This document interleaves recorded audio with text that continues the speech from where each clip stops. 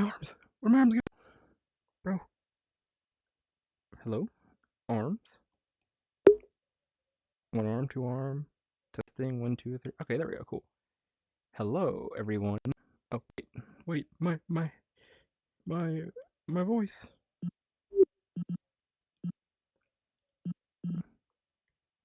Ta-da! Alright. What's up, everyone? My name is Osco, or oscoDOTblog, and this is my first ever vlog, which is funny because most people normally do them like in trying to do the fingers in real life. But here I am in VR chat. So this is actually my first time trying to record content in VR chat just to see what the experience is like. It's kind of funny because you just see me talking right now to you. What I'm seeing is like this goofy little floating camera circle thing, and like a tiny little floating tablet with a bunch of controls that I still don't understand yet. And this is actually letting me record, and it's pretty cool. I'm not gonna show you my whole body because I'm too lewd. I'm too lewd. Uh, and I actually want to use a different avatar, but as you can see right now, this mouth opens when I move, which makes it look more natural, I would say. The other avatar I wanted to use does not move its mouth, so it's just like me talking like it's like a ventriloquist kind of. It's really weird, and I don't like it that much. I don't really know how to make avatars yet for VR chat. Maybe one day I will because there's a lot of cool things that I want to explore more, which is kind of why I want to try in this medium. But that's a little bit of a pretext for the rest of this talk. So I started I bought a website the other day. So my name is actually Oscar, but there's a billion Oscars in the world. So I'm like, okay, how about let's just change my name to what some people call me, which is Osco. I don't know why, but that's cool. So people are like Osco Bosco. I'm like, yeah, what's up, it's me. Um, and I wanted to kind of be, I guess, a little bit more forgetting the words. Oh no. Accountable. There we go. Accountable for just kind of detailing what I want to be on. So I'm actually almost 30. I'll be 30 in about, let's say, a couple months. So by then, I was kind of wondering what kind of life would I have by then. So the life that I had up to this point was kind of very railroaded, which isn't necessarily a bad thing, but because I kind of have been indulging in too much tinfoil hat theory stuff, it kind of made me not want to be on this path anymore. So I'll just give you a little bit of context. So, what railroading is for me is imagine basically you're being told what to do your entire life and you kind of just go with it because that's everything that you know. So I grew up in the the United States. Salute, okay, salute icon. um, and I grew up from immigrant parents, so they came from El Salvador. At the time, like probably 1980s, like it was a very poor, very dangerous country. So they actually came to the United States on a scholarship to try and get a better life for their kids. And lo and behold, they actually ended up getting a better life, which is fantastic. Which kind of somehow leads to me 30 years later. But it's pretty funny because I think my family's kind of usual, where both of my parents are immigrants, but they're both college educated. So that means they really value education as a way for you to advance yourself and your I guess stature in society, like how much you can do. So because of that, myself and my siblings also ended up all doing very well in school and also very well in college to the point that we all have full time jobs, working, for the man, in the corporate ladder. So I'm the oldest of my siblings. So I'm almost 30, and because of some many events happening, I was able to kind of like eventually quit on good terms, which is good. Actually, just got a fat raise at the job I was at. Just for context, I was a software engineer at a bank. So software engineer is just like like computer, like, just like so my Mac is god awful. I'm like overweight. Uh, that's why I'm myself. Saying Lamau obviously is not good for you. But I was just tired of it. I didn't like the culture of being around people that didn't really seem like they cared about what they were doing. They were just here for the paycheck, nothing else. I didn't like how, because of a big company, how fake and political the whole thing is, but it's not like that company's problem. It's like basically just a big corporate problem in general kind of thing. And if I wanted to kind of continue to play game per se, I definitely could have, but I kind of felt like part of me was dying inside. Like the days, um, as I guess as you get older, I keep wiping my nose and it actually shows in VR. It's hilarious. Um, when you kind of do really monotonous things every day, I guess you can say, or things you're not really proud of. Like the days go by very fast. And to me that's scary because like I almost feel like I'm 30. Like I still kind of feel like I'm starting to figure out most of the stuff that I want to do. And it's only around this stage that I kind of decided, okay, this is what I want to do instead. So yeah, so I guess a good bounce off. So we all had good jobs, my siblings. I recently just quit my job as of about a month and a half ago, and it's been a very different experience. So every day you'd have to kind of like wake up. Oh, wake up! That's crazy. You have to wake up to the alarm clock, and then go to a meeting you don't care about, talk about things that you don't really have any say in, do some work, and then leave, kind of thing. But it's so funny because it feels almost so privileged in a sense because like for the most part, I used to work from home like after the pandemic. So it's like literally just like roll out of bed, like show up to Zoom. You don't even have like cameras on Zoom anymore. We just like talk. So it's even like less personal than before. Um, and then yeah, just do some work, clock out like at 5, and then just kind of try and do something else. But for me, I just felt like after doing all the stuff in the morning, I just felt like I will text out mentally. Like I wanted to do a lot more stuff, but I just didn't have the mental bandwidth to kind of like keep doing it because like the stuff I want to do is also like my job's on a computer. The stuff I want to do is also on the computer. So just like oh my brain hurts. It's just like so much like on the computer, like so much electronics. Oh, this is hilarious by the way. I love this so much. Thumbs up. uh So, despite every smart person saying, bro, don't quit your job. Like, your job is not that stressful. Like, you just, like, I understand what I mean by, like, these days are going by, but this is kind of like the roots for you to plant so you can, enjoy your life later. And that's kind of like this weird, see, the thing for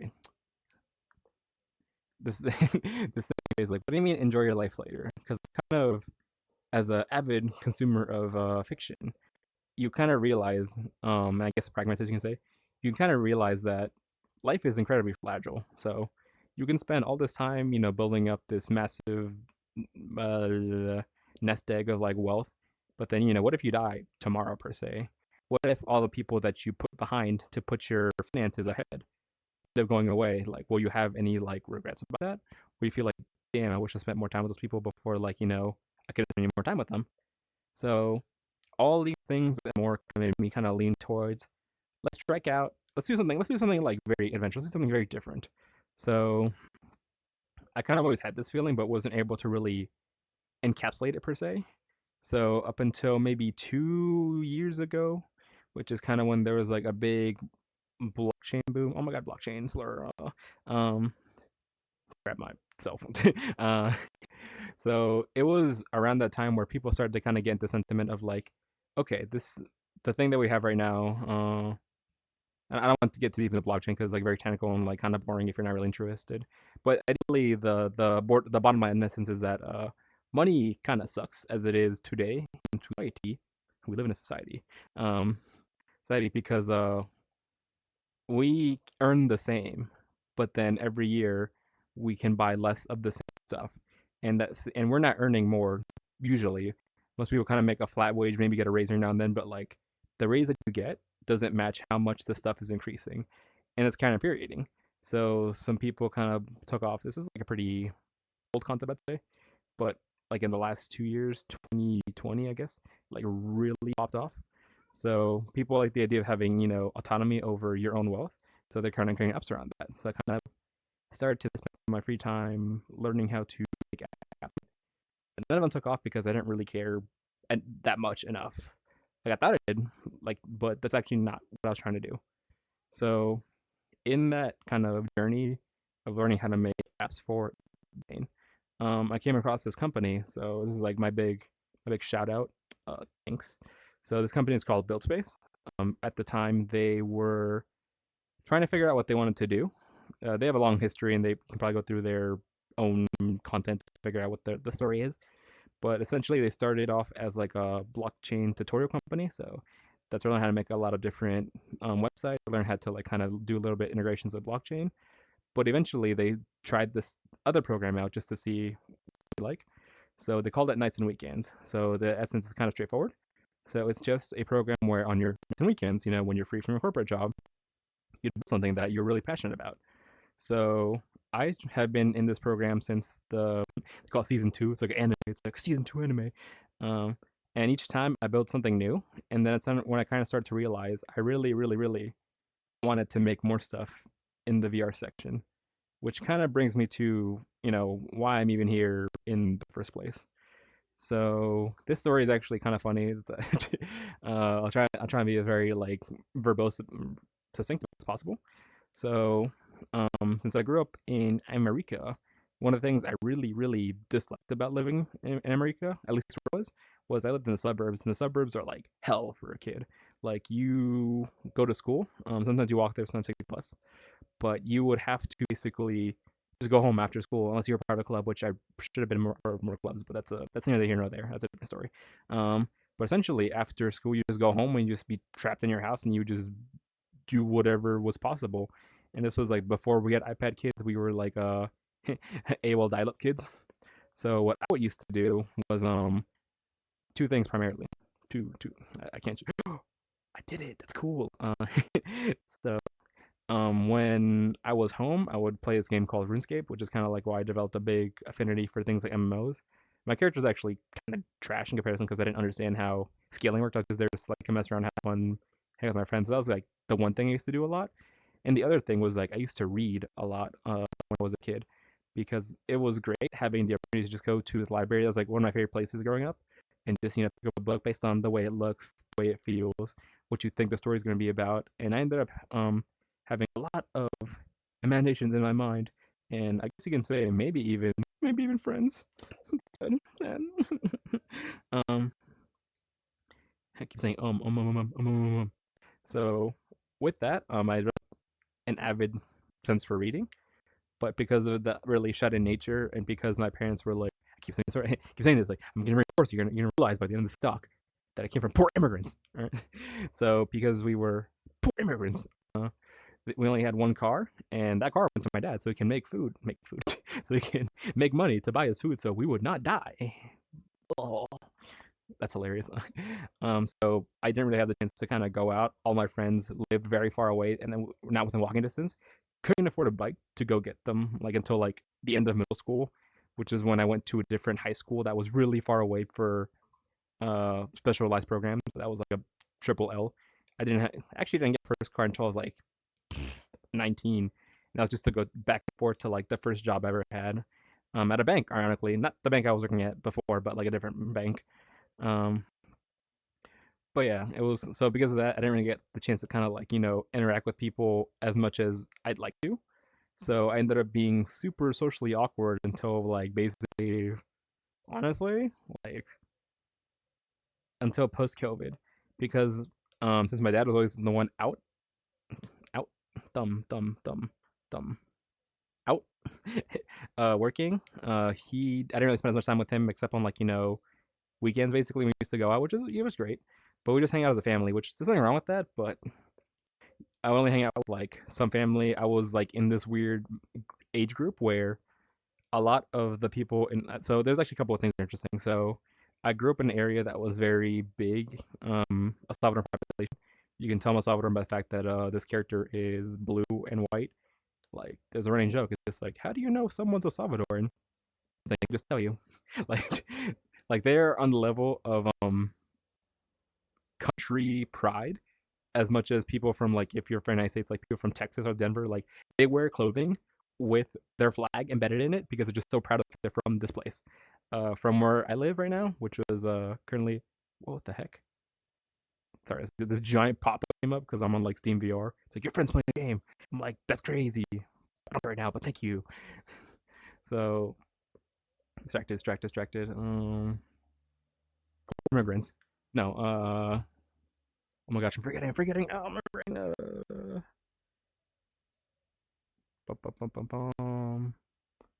Yeah, I don't know what I was talking about. Oh, Salvadorans. Yeah, Salvadoran population. So I kind of grew up actually with a lot of different family members that all immigrated, like the first generation immigrated from El Salvador to America, and some of them actually came with their kids, or their kids came later. So their kids, we had this. First off, we had an age gap where they were like usually a bit older than me, and we also had a cultural gap because they grew up in El Salvador, so they grew up bringing their culture over here. I grew up with this culture in America, so we it was really hard to kind of get along. On top of that, it was socially awkward. I ended up being kind of like the oldest kid of the second gen kids. So that was my primary group. But since there wasn't that many of us, it was mostly more the older kids. I didn't really have a chance to kind of like also develop the social skills. Look how angry I am about being like such an incel. Anyway, so yeah, because of that, I spent a lot of time with my mom, and my mom, the more I come back to El Salvador, the more I find out about the lore, which is kind of cool. Like I get more out of it each time I come. Her family is like kind of toxic in my opinion, and they're very much about like presenting self and like trying to show more of than you actually are, and not making mistakes and looking foolish. Could be a universal thing, but it's especially probably on my mom's side. So because of that, I kind of grew up so socially awkward, afraid to make mistakes, uh, just bad. And because during COVID, my mom was like also very much had like the government is trying to kill you with the vaccine. So she might be right. I don't know. I could be dying and she could be the last one alive in our family. uh, anyway, so I spent more time with my dad during COVID, and that's when I kind of realized like you actually are a very outgoing person. Guy's like first guy just yap the whole time, and I get tired of yapping. This is actually the first time I've talked for looking at the camera 16 minutes. That's a lot of time. I'm more of like because I was awkward. I grew up as a listener, and because I was a reader, I became like an ingester, like a consumer of stuff coming toward me, but not so much of someone who created content out. So, dude, I just like completely forgot what I was talking about. Like, this is the biggest tangent of all time. Space, something, something. Oh yeah, things I wanted to do. So because of that upbringing, you can kind of paint the picture of the person I used to be.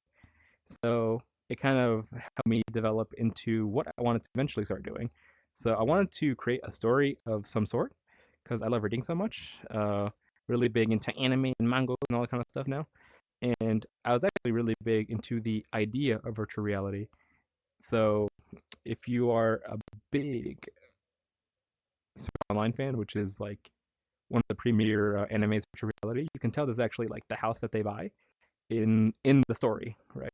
So it's kind of like I made it in my VR chat world, which is pretty cool.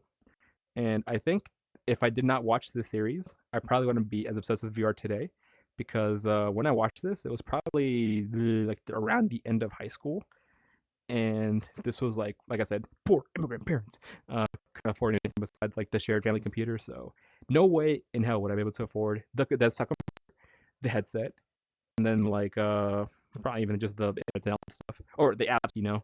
So stuff was expensive back then. So actually was not the first time I tried VR. The first time I tried VR was actually at the university library I went to, and it was I actually don't remember it that well. I guess it wasn't that astounding. What kind of floored me was when I got my first big boy job, which was around the time that I actually was able to afford the Oculus Quest as it came out, and that was what blew me away. But just having like this goofy little thing on your face, burning your face, by the way, just burped. Lamau. And just being able to just look around, just be somewhere else, that just absolutely blew my mind. Like every day, even like today, like I guess around 6 years later after I bought that headset, I'm still amazed at the fact that you can just put this on and then you're just somewhere else. And I really like the idea of it, but because I was so caught up in just trying to get by on the corporate grind, like I just never made time for reading anymore. I never made time for being VR. Barely made time for hanging out with friends or making new friends. So just that all that stuff kind of felt like I got stunted from, which makes me sad. But now that I've kind of quit that job and now that I have this plethora of thing called freedom, now I'm trying to figure out what's the next step. So right now, I'm kind of that's the story so far. I don't think it's easy to follow, but it was just like my attempt at talking. So thanks for following along. If you have any more questions, you can leave them in chat. You can leave. I don't know which platform is going to be on. It's probably going to be below you. You can go see in chat.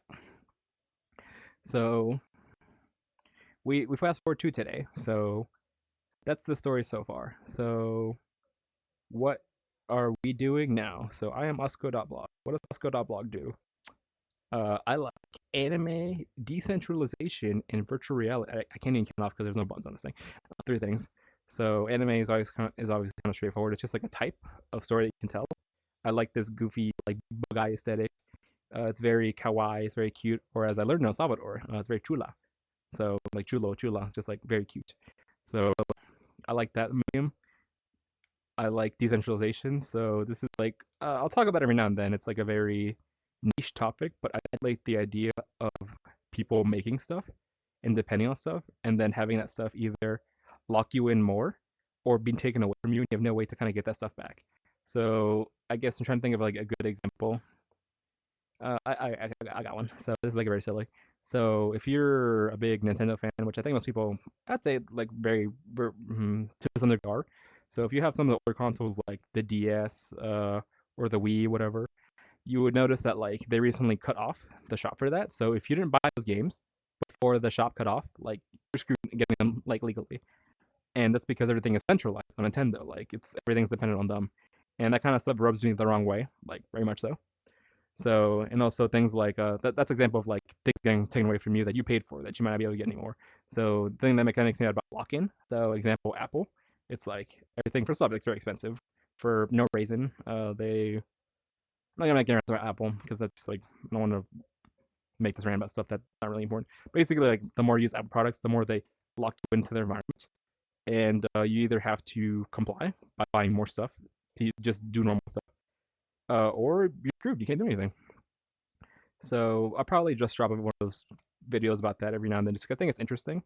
And I'm trying to do it in like a very easy to explain kind of way, because decentralization is like a very technical thing that people don't really think about, which is fine. Like it's all good. So that's anime, decentralization, virtual reality. So VR is something I'm trying to figure out as I go. Like I don't know what I want to do in this space. I've trying to tell a story, and I've tried to make a story. If I could have infinite money right now, infinite money, sure. I would use all that money to try and build like a virtual reality studio Ghibli. So basically, like a studio that focuses on making stories that are told in immersive experience of virtual reality. So right now, since I have no job and a little bit saved up, but not that much, I'm going to try and start doing that. We'll see where the road leads. I might have to either pick up some part-time jobs or maybe try and make an app go viral or something that's not exactly related to what I'm doing. But I'm going to just do my best and see where the road takes us. There's something very beautiful about the fact that like now I can wake up every day, whenever I want, which is cool. But at the same time, like realize that these days are numbered in the sense like I don't have infinite money to work with. I have a little bit saved up for maybe next 6 months, maybe end of the year kind of thing. So I have to kind of consider very carefully what I want to do every day. And for some reason today I decided I want to become a chula anime girl and then record this video to kind of. So we are now oscoDOTblog. We like these things. We're working on many projects. Some things I'm working on right now. So I guess the other prevalent thing, so the primary thing is like the company I'm bootstrapping called Atomosta, which is like, immersive experiences. So something else I'm working on is actually a podcast with my friends. It's called Backdrop NP. So MP can mean whatever you want, but what we said is going to be men's problems. So obviously, all the women just like, oh god, ew, more men content, blah. Because I think the friends and I that have come together for this podcast have come to, I guess, understand is like there's only two sides to masculinity in 2020. There is the Andrew Tate philosophy where you got to be a giga chad, misogynist, women are beneath you, back in the kitchen kind of people, or you are the women are my queens, like please step on me, like I'm nothing without you kind of thing. And there's not much content for people kind of like in the middle, like normal people. And if I had to take a guess, if I skew say people, it's like 80-10, 80-20 this way, 85-15. And we're trying to kind of find that middle part that's not being serviced. Just like you can be, a normal dude, you can have masculine traits, you can also be in tune with your emotions, and we can talk about those problems together as kind of uh normal people in real life. Also, the basis that we all used to be big weebs, so I guess that was kind of actually what we met in like a anime meetup group, which is kind of funny. So we're trying to service that. It's kind of my chance to kind of be able to get together, talk about various topics and like how I feel about it. And I would love to hear other people's like both men, women, other genders of any kind, like what they think about these problems. And that's what we're gonna try and work on right now. It's definitely going to be a harder road. This isn't like a easy sell, I would say. Just like the virtual reality experience company is not an easy sell. Like no one's like begging for it. No one's begging. I was trying to like grab the the webcam. I don't want to touch it because like it'll reset everything. It'll be sucked. It'll be suck. So those are the two things I'm working on right now. I might see if I can come up with an idea for an app that can kind of give me some passive income so I can kind of pad out how much I can not have to work a corporate job right now, which would be fantastic. So that's kind of the story so far. I keep saying that like it's he said name of the story, he named the title. That's the story so far. We're approaching around half an hour, which is a long time to be yapping about nothing basically. So I'm trying to think of like what I want to do. Let's just say for this month, sure. So, wipe my nose yet again. So we Build Base is having another season. So I'm gonna put the link in the description if you're interested in making something of yourself. I actually can talk a little bit about the stuff that I was working on that kind of led me to what I might do next time. So for season 2, I worked on. Oh my gosh, dude, it's been so long. I don't remember what I worked on anymore. Yeah, I was trying to make like a story called bro, I like forgot the most important thing I was working on. So right now I'm working on a story. I'm trying to decide like how I want to present it right now. But I'm working on a story called The Grand Challenge. I couldn't think of a better name, but I kind of like the name, like TGC. It's basically a story about this person, which kind of eerily sounds like the story the lore I gave now. About a person that kind of just kind of is going through life in a very monotonous, boring kind of way. They're not really sure where they're going or what they're doing. They're just kind of going through the routes of it, and they're probably undiagnosed depressed, probably. And the only thing that used to give them, that little bit of kick, that little adrenaline boost, was being in virtual reality. But even then, started to lose flair because, like, eventually the headset turns off. Eventually, you lift up the sweaty visor and you just look at the mirror, and it's just you kind of thing. So the story is about a mysterious app downloading onto their headset, which they didn't ask for, have never heard of, never advertised. And once they open it, they get put into experience, which is a full body experience, kind of like the original Sword Art, I guess. And they control an avatar, which has its own like thoughts and feelings and like goals. So like almost like a real person. It's crazy. And not only can they control this very lifelike avatar, like they actually like project their thoughts to the avatar, and the avatar projects the thoughts back. And in that way, they're trying to basically survive. So the avatar is in a world that's on the brink of extinction. So they're like the last set of humans before they're basically destroyed by. I don't want to spoil too much, but let's just say they're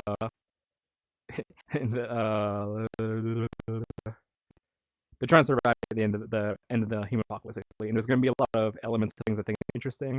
So other characters that are going to be of different types of people and powers.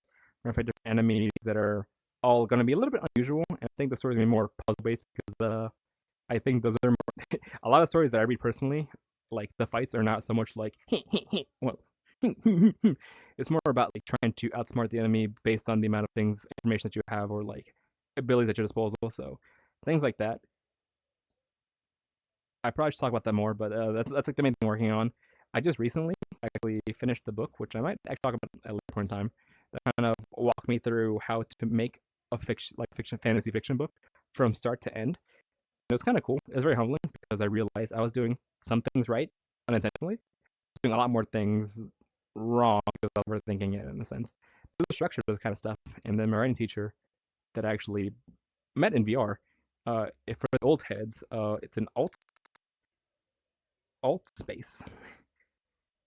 Uh, she says that you have to learn what the rules are not to break them, kind of thing.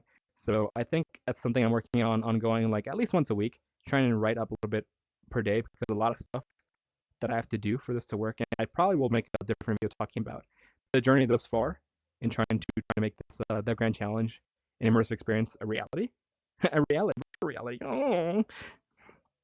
So that's one of the primary things we're working on. So, yep, I think we're approaching around half an hour. I don't know if I really covered everything they're working on, but you should definitely apply for Build Space. They changed my life and made me want to quit my job with not enough sleep for the end of the year. And just trying to see if I can make something that, moves people to the point where they actually feel compelled to give me money so I can keep working on the project. So yeah, that's kind of the long short of it. Thank you for everything. Oh my gosh, hi. Oh, Wait, look, come over, look. What? Look, I'm chula. Ah, chula. But yeah, that's the end of the video.